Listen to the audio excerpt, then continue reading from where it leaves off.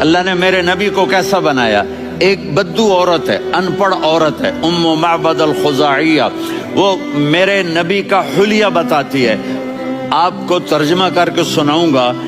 وہ کہتی ہے اپنے خامد کو کہ ابو معبد، ایک شخص آیا تھا، مجھے یوں لگا جیسے 14ویں کا چاند کپڑے پہن کے زمین پہ اتر آیا ہو. سبحان اللہ، کیا انتہائی خوبصورت، انتہائی حسین و جمیل، پیٹ نکلوا نہیں کہ بدصورت ہو جائے.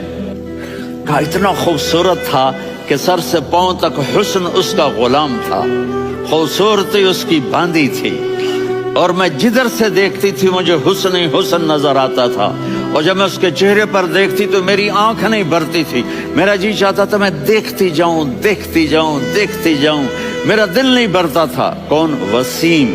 وسیم اسے کہتے